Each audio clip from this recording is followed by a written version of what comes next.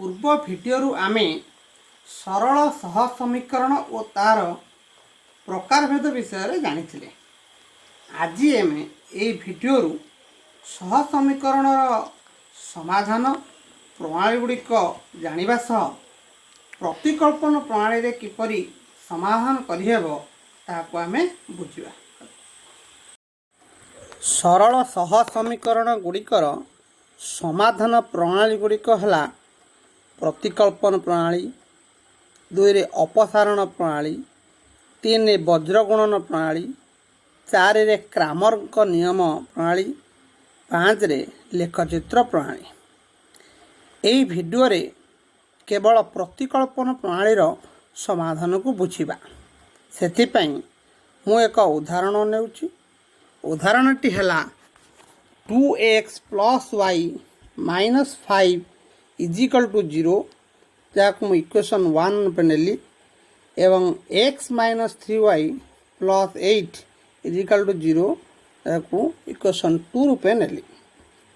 समीकरण 1 रु पाइबा जे y = -2x + 5। आम ये y को रखिले 2x एवं -5 को डाण पटू नहीं तार चिन्ह बदलाई ताकू लिखिले ताहाकू इक्वेशन 3 दिगला।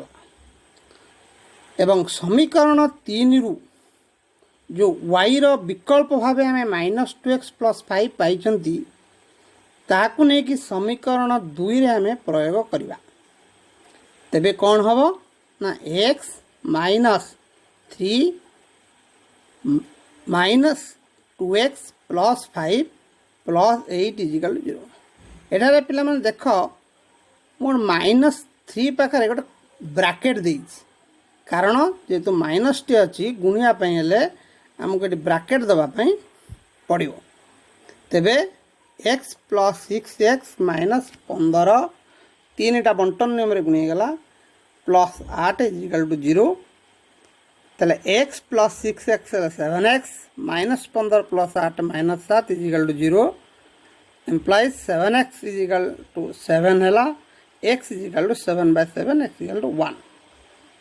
वर्तमान ये x रो मान को समीकरण 3 रे आम यदि प्रयोग करिबा ताले y = -2 * x जगह में 1 बसले +5 implies y = -2 + 5 implies y = 3।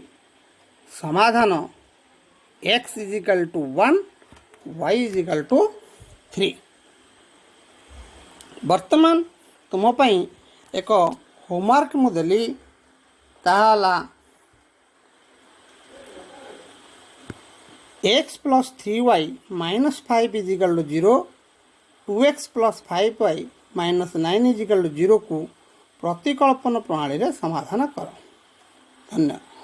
ये भिडियोटी आपन को भल लगी आपण मो चैनल को सब्सक्राइब करंतु, लाइक करंतु एवं अधिक परिमाण रे शेयर करंतु।